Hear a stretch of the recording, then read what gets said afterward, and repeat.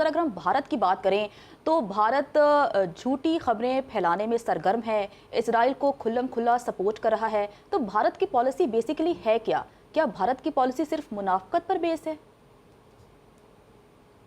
آئی think اس height of hypocrisy اگر پرانی آپ دیکھ لیں تو فلسطین کے ساتھ انہوں نے ریلیشن رکھے، لیکن گریجولی جب سے مودی آیا تو اس میں کافی شفٹ آیا، بلکہ اس سے پہلے ہی تو ابھی جو ہے اگر آپ دیکھیں ویسٹرن میڈیا جو ہے اس سے زیادہ بھارت کے کورسپونڈنٹس اس پر اسرائیل میں ہیں. آئی ڈونٹ تھنک سو کہ وہ غزہ والی سائڈ پہ ہیں، اور جو لائن کو اسرائیلی گورنمنٹ دے رہی ہے وہ ٹوکر ہیں. اسی میں جو ڈس انفارمیشن ہے ریگارڈنگ 40 بیبیز کی بات ہوئی بالکل فیک تھی.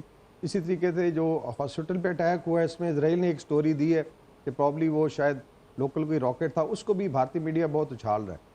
سو آئی تھنک اس میں اس کے علاوہ they have now started targeting the government of Qatar, کیونکہ وہاں پہ حماس کی لیڈرشپ بھی ہے اور الجزیرہ ٹی وی نے بہت زیادہ فائٹ کی ہے ویسٹرن میڈیا اور انڈین میڈیا کو، ابھی ان کے پیچھے پڑے ہوئے ہیں.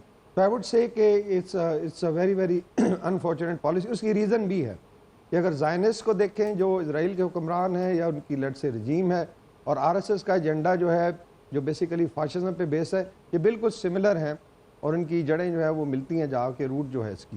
تو اس کا مطلب ہے کہ بھارت کو فکر ہے کہ اگر یہی اسٹریٹجی کشمیری اڈاپٹ کرتے ہیں تو ان کے لیے بھی ایک مصیبت ہوگی. تو they have decided to support Israel, اور انفارچونیٹلی آئی تھنک اس منافقانہ پالیسی کا جو ہے امپیکٹ ابھی آنا شروع ہوا ہے. اور سر جو او آئی سی کا کردار ہے وہ بھی خاصا غیر واضح ہے وقار خان صاحب. وہاں پر بھی صرف مذمتوں سے آگے نہیں بڑھ پا رہے ہیں. پاکستان اور سعودی عرب کی دعوت پر یہ اجلاس تو ہو گیا او آئی سی کا، لیکن اس کا کوئی خاطر خواہ نتیجہ سامنے نہیں آ سکا.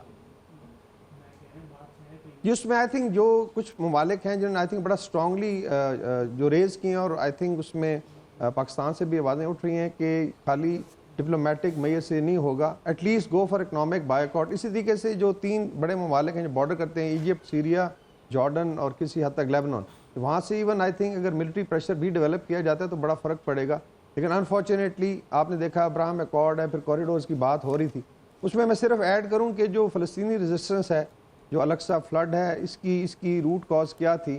اس میں آئی تھنک مروان بشارہ کا ایک بڑا اچھا اسٹیٹمنٹ تھا جو الجزیرہ کے بڑے سینئر جرنلسٹ ہیں، کہ Palestinians have decided to fight on their fate instead of dying in dishonour, جن کو مارا جاتا ہے. تو انہوں نے باہر نکل کے کیا ہے، اور مین پرپز یہ تھا کہ انٹرنیشنل کمیونٹی ان کو ڈس ریگارڈ نہ کرے.